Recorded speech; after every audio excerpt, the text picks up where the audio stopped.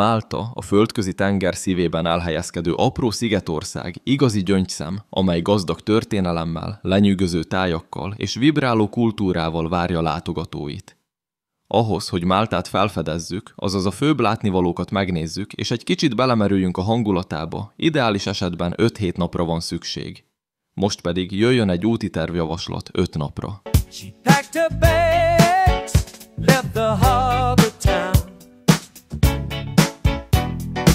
Az első napon merülj el Málta történelmi fővárosának, Vallettának a hangulatában. Valletta az egyetlen olyan főváros a világon, amelyet egy lovagrend, a máltai lovagrend épített a semmiből, és nem egy már létező település köré fejlődött. Bár a térképen laposnak tűnhet, Valletta tele van meredek, lépcsős utcákkal és lejtőkkel. Gyakorlatilag állandóan vagy felfelé, vagy lefelé mész. Ez meglepő lehet, és rendesen megmozgatja az embert.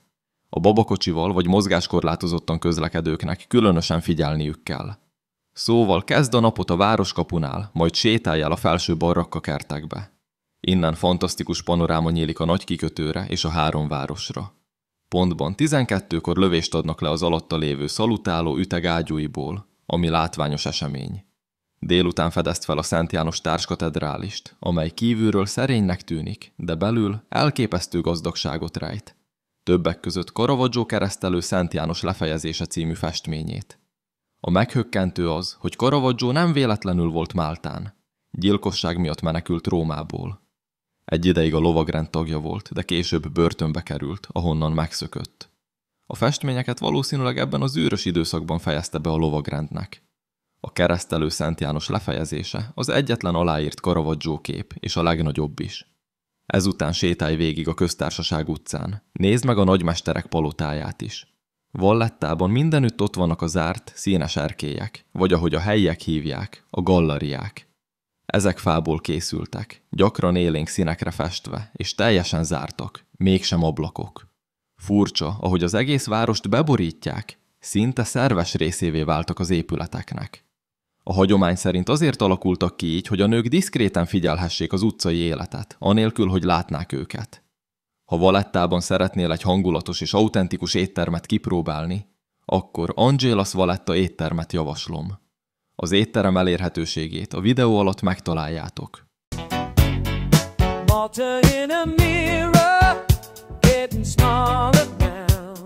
Második napon látogass el Medinába, a csendes városba.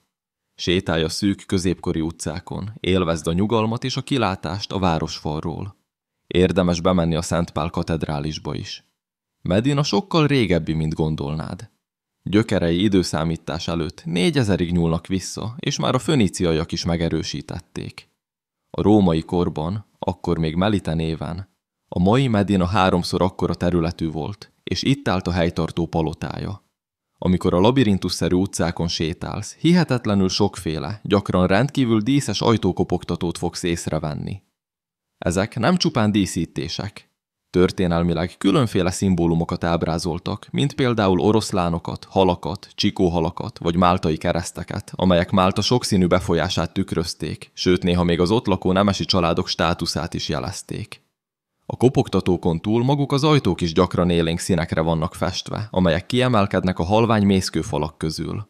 A középkorban ezek a színek csendes kódot hordoztak. A kék ajtók nemesi családokat jelölhettek, a vörösek kereskedőket, más színek pedig különböző társadalmi rangokra utalhattak. Annak ellenére, hogy évszázadok óta nem Málta fővárosa, és állandó lakossága mindössze 100-300 fő körül mozog, Medina még mindig fenntartja a saját rendőrségét. Ez a történelmi jelentőségének és örökségi helyszínként betöltött folyamatos szerepének bizonyítéka.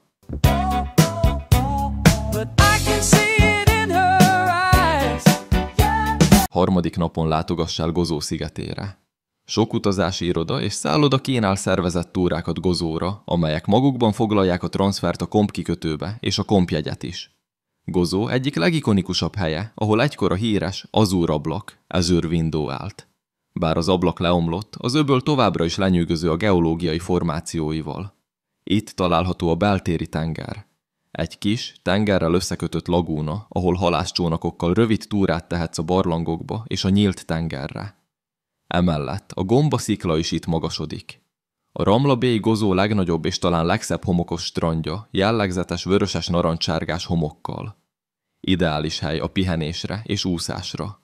És ha egy kis kulturális életre vágysz, akkor keresd fel Gozó fővárosát, Victoria, helyi nevén Rabat, Gozó szívében fekszik. A város felett magasodik a lenyűgöző Citadella, egy erődített város a városon belül.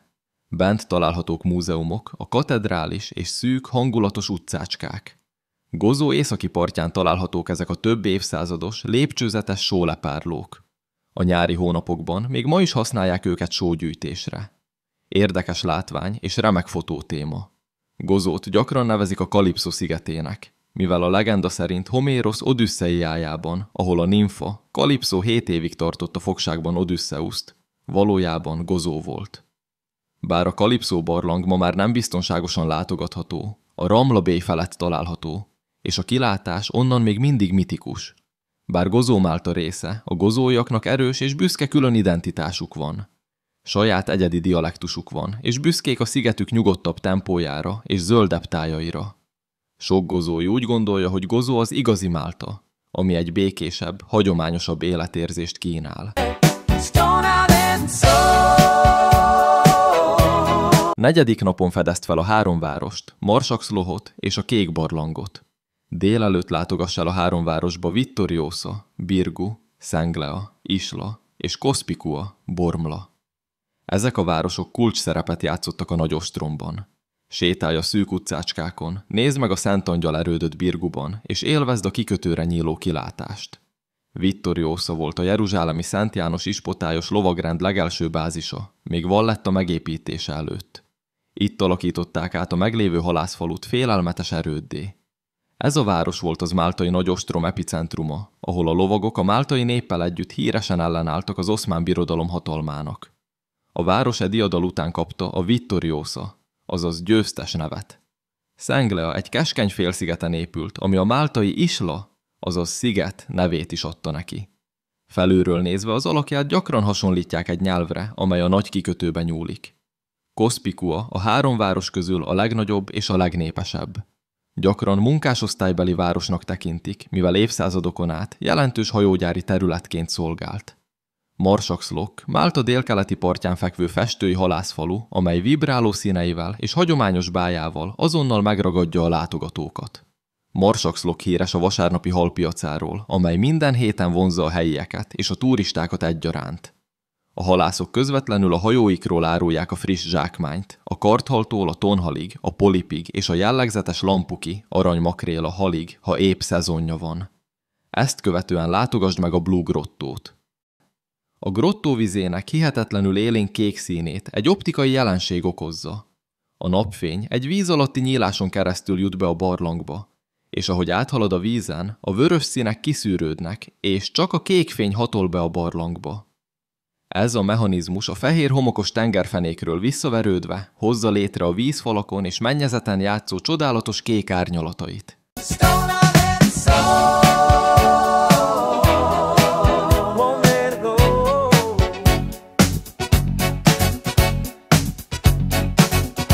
Ötödik nap keresd fel Comino szigetét.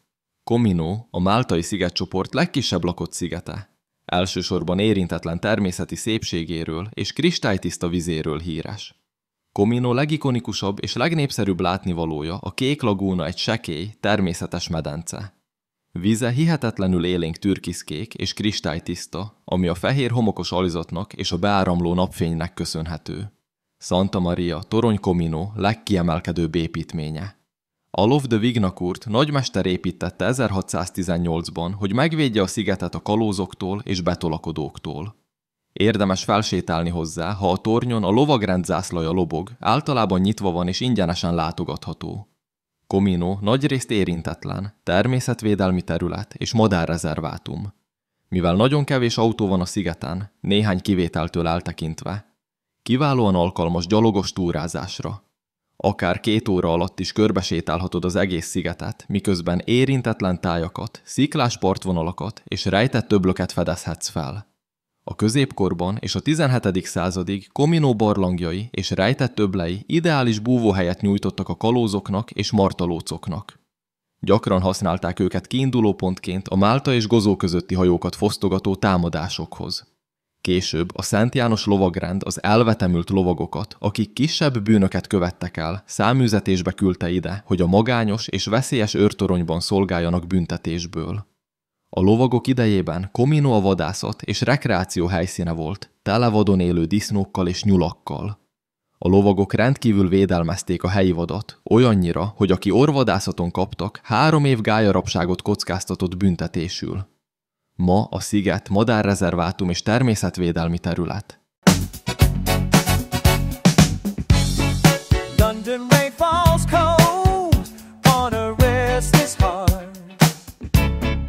Most pedig jöjjön az értékelés. Először tekintsük át a közlekedést. Ott létünk alatt taxival és busszal utaztunk. A buszok szinte a sziget minden szegletébe elvisznek, a fővárosból, Vallettából, a Triton szökőkút melletti központi buszpályaudvarról indulva. Gozón is van buszhálózat, a főbb útvonalak Viktóriából indulnak. Lehetőséged van egyedi jegyet venni a buszon, de érdemesebb lehet Tallinnya kártyát vásárolni, ha többet utazol.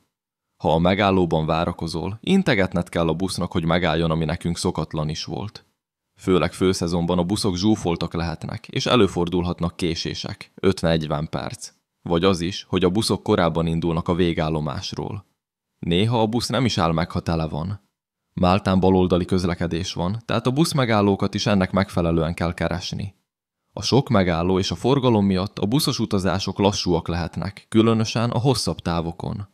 A taxi némileg jobb opció, de jóval drágább is. Összességében a közlekedésre 3 pontot adok. A szállással kapcsolatban jó és rossz tapasztalatunk van. Az Osborne Hotelben szálltunk meg. A szállás tiszta volt, a szoba nem túl nagy és nem kaptunk erkélyt. A legnagyobb pozitívuma, hogy központi elhelyezkedésű volt. Ha Máltára utaztok, vigyetek csatlakozó átalakítót is, mert nem mindegyik hotelben van. Fontos megjegyezni, hogy a máltai szállodák csillagozása esetenként eltérhet az európai kontinensen megszokottól. Egy 3 csillagos máltai hotel minősége néha inkább egy 2 csillagos szállodának felelhet meg más országokban. Érdemes a vendégértékelésekre hagyatkozni a valós kép megismeréséhez. Ennek alapján a szállásra 3 pontot adok. Málta egyedi úti cél, amely számos felejthetetlen élményt kínál, de mint minden helynek, megvannak a maga árnyoldalai is. Málta egy nagyon jó élményt nyújtó úti cél, amely leginkább a történelem, kultúra és tengerimádók számára ideális. Különösen ajánlott azoknak, akik érdeklődnek a római, lovakkori és brit örökség iránt. A tenger és a búvárkodás rajongói is imádni fogják.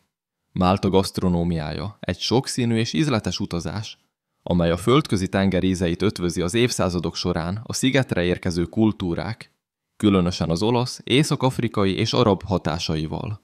A nemzeti étel a nyúl, amelyet gyakran borban párolnak, fokhagymával és fűszernövényekkel tálalnak. Nagyon ízletes és puha húsétel. Málta gasztronómiája nagyon pozitív élményt nyújt azoknak, akik nyitottak az új ízekre és élvezik a mediterrán konyhát. Érdemes kísérletezni a helyi specialitásokkal és keresni az autentikus kis éttermeket. Saját tapasztalatunk alapján Málta élménye 5 pontot ér nekünk. A máltai emberek megítélése vegyes lehet, de általánosságban elmondható, hogy a turisták túlnyomó többsége pozitív élményekkel tér haza. Málta hivatalos nyelve az angol és a máltai. Szinte mindenki folyékonyan beszél angolul, ami hihetetlenül megkönnyíti a turisták dolgát. Jellemző rájuk a mediterrán könnyedség és temperamentum. Az élettempó lassabb és nyugodtabb lehet, mint a nagyvárosokban, különösen Gozón. A laza hozzáállás néha azt is jelentheti, hogy a szolgáltatások lassúbbak lehetnek, vagy a pontosság kevésbé prioritás, mint az észak-európai országokban. Például a buszok késése, lassú kiszolgálás éttermekben. Ez azonban inkább a mediterrán kultúra része, mint kifejezetten máltai hiba. Ennek alapján a máltai emberekre 4 pontot adok. Te milyen pontokat adnál Máltának? Köszönöm a figyelmet. Ne felejts el lájkolni és feliratkozni a csatornámra.